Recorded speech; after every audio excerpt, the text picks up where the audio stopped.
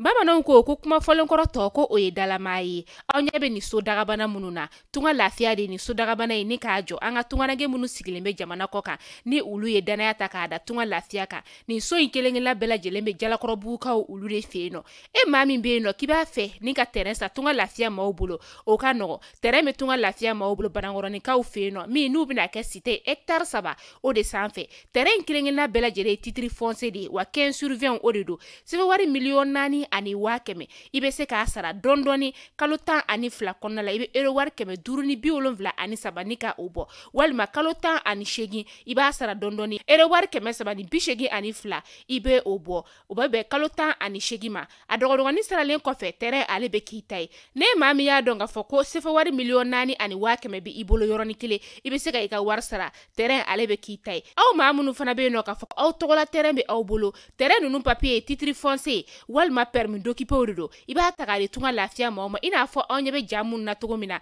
u b'a jɔ ni ka a di ma ka sɔrɔ i ma tɔɔrɔ o tuma la tunganage minnu sigilen bɛ jamana kɔ kan tunga lafiya nana aw lafiyali o de kama walasa sojɔko la aw kana degun sɔrɔ cogoya min na ne mɔgɔ min bɛ fɛ ka kunnafoni wɛrɛ sɔrɔ sa o tuma la an wele an ka numéro whatsapp kan 00336 41 94 03 80 walima 00223 72 18 42 47 tunga lafiya maliyɛnden minnu sigilen bɛ jamana kɔ kan u bɛɛ lajɛlen kelen-kelenna bɛ se ka u ni kanso sɔrɔ ba maliba ale kɔnɔna la cogoya min na.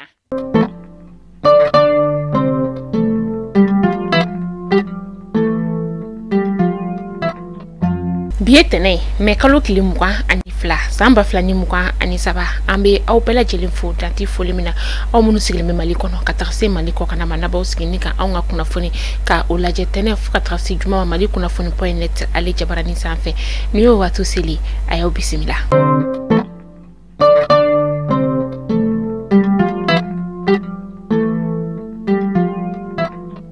Kunnafoni daminɛ bi an ka cɛmancɛ fanga jamana ɲɛmaa n'o ye kolonɛla Asimi Goita ye fɛn min ye mais kalo tile 19 tɛmɛnen san 2023 an ka jamana ka carte administrative o kɔni donna an ka cɛmancɛ fanga jamana ɲɛmaa ale tɛgɛ carte min yɛrɛ ni ale bɛna tali kɛ fɛn min ye sigida 19 ye ani district kelen n'o ye Faba ye ka taga se cercle n'o ye Lamini ye o 159 arrondissement 470 ani 4 min ni o ye sigida ye 810 ani 5 village ni o ye dugu ye ani dugu misɛnnu o biti jɔ 10 ani 2 ani 640 ani 1 ni baara in bɛɛ lajɛlen labɛnna fɛn min ye ministre bɛ nɔ ni ale ɲɛsinen bɛ administration territoriale koɲɛ olu ma ni o ye colonel Abdoulaye Maïga ye ni gouvernement fana ka kuma laseleba o do ni carte in kɔni donni an ka jamana ɲɛmaa ale bolo sa a kɔni y'a ka nisɔndiya ni ka o yira.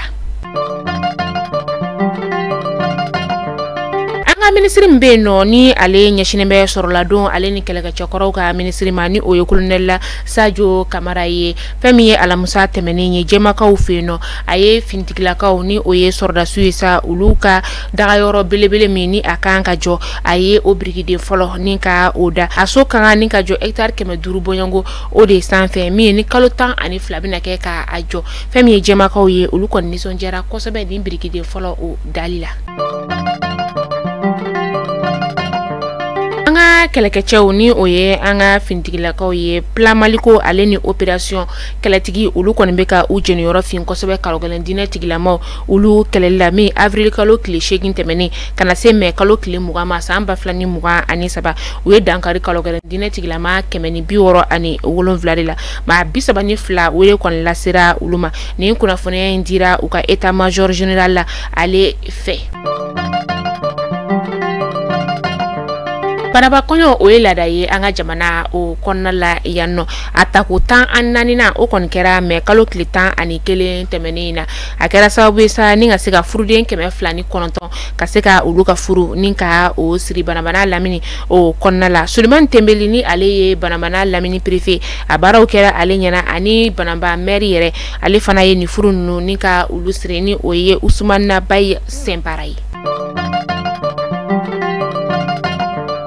referendum ni o ye ka sariya sun ni ka o fale ni o ka kɛ an ka jamana kɔnɔna la no juin kalo tile 18 san 2023 ko ani fɛn min ye baccalauréat ni o ye bagi kimɛli ye ani o kan kɔni kan ka don ɲɔgɔn na ni o kan ka kɛ juin kalo tile 19 denmasaw olu kɔni y'a jɔrɔ minɛ ka sababuya kɛ referendum dugusajɛ de bɛ bɛn bagi o ma nka jamana marabagaw y'a yira k'a fɔ ko bɛɛ ka yakili sigi ka sababuya kɛ referendum ani bagi kɔni tɛ ɲɔgɔn ɲɛ sira la. Defu kimelu kɔni baara daminɛna bi mɛ kalo tile 22 san 2023 a daminɛna an ka jamana fan 14 bɛɛ lajɛlen kɔnɔna la kimɛlibaw bɛ t'i jɔ maa 243 la an bɛ dugawu kɛ ala ka koɲɛ nɔgɔya. Karogelen dina tigilama dɔw kɔni ye bingani ni ka o ta ka boya dugu ka o sɛgɛrɛ boya ale bɛ gabero u ye maa dɔw kɔni ni ka olu minɛ ka u bugɔ mɛ kalo tile 18 tɛmɛnen na serebolomaw olu y'a yira k'a fɔ ko cɛ dɔw yɛrɛ kɔni n'o ye dugulama dɔw ye u ye olu jɛsɔn ni ka taga ni olu ye u jɛsɔlen kɔ ka taga sa u ka fɔla ko walasa ka se ka ni maa ninnu bila ko fo ka musaka de di n'o musaka bɛ t'i jɔ sifɛwari miliyɔn 1 o bɔɲɔngo la. Fɛwari miliyɔn 40 o de kɔni donna baraji kura la Cɛdugu dugulamaw olu ye Cɛdugu ale bɛ Majankoyi sigida o la Majankoyi ale bɛ Tominiya o lamini na ni baraji kura in baaraw kolomokarili o kɛra mɛ kalo tile 18 tɛmɛnen na dugulamaw olu y'a yira k'a fɔ ko baraji in yɛrɛ kɔni jɔlen a bɛna kɛ sababu ye sa ka se ka baara ni ka o nɔgɔya dugulamaw olu bolo kɛrɛnkɛrɛnnenya u ka sɛnɛ sira o boloma baraji in yɛrɛ kuntagala bɛ t'i jɔ fo mètre 230 o bɔɲɔngo la. Amita ko kan kibaru la amanga kunnafoni datugu ni Burkina Faso kaw ka jamana kunkanko o ye fɛn min ye Karogelen dina tigilamaw kɔni ye bingani wale ta ni ka Burkina dugu dɔ ka o sɛgɛrɛ min ni a kɛra sababu ye ka fintigi gansan maa 12 bɔɲɔngo ni ka olu bɔnɛ u ni na a kɛra juma tɛmɛnen sufɛla yɛrɛ wagati o la a kɛra Burkina tilebiyan fanfɛla o la ani an ka jamana yɛrɛ dan cɛtugu o yɛrɛ kɔnɔna la an bɛ dugawu kɛ ala ka barabara dali nɔgɔya u ye. Mali kunnafoni jabaran lajɛbaw aw kulo garzɛ kɛra kunnafoni damadama min ye ni k'a da kelen bɛɛ lajɛlen kulo kan bi jumadonya in na o de tun ye nin ye tunga lafiya ale de an ka kunnafoni ale jukɔrɔma dondoba ye tunga lafiya min ni a nana tungarangew olu lafiyali la sojɔ ko ale ni terrain ko o kɔnɔna la ni wagati in na terrain bɛ banankɔrɔnikaw olu fɛ yen nɔ terrain kelen bɛɛ lajɛlen titre foncier 15 sur 20 sɛbɛwari miliyɔn 4 ani 100,000 n'a ye ja i bɛ se k'a sara yɔrɔnin kelen n'o t'i bolo fana i bɛ se k'a dɔgɔdɔgɔnin sara kalo 12 kɔnɔna la i bɛ euro wari 720 ani 3 ni ka o bɔ o kɔfɛ sa n'o ka suru e de mɔgɔ min ɲɛkɔrɔ kalo 18 bɛ yen nɔ i bɛ euro wari 782 ani 2 ni ka o bɔ ni kilali ka terrain sara la wagati min na terrain papier ale bɛ kɛ i ta ye ni mɔgɔ bɛ kunnafoni wɛrɛ la i b'an wele an ka numéro la WhatsApp kan 72 18 42 47 walasa ka se ka kunnafoni caman ni ka o sɔrɔ a la aw k'an bɛn sini inshallah kunnafoni kuraw olu kɛnɛ kan.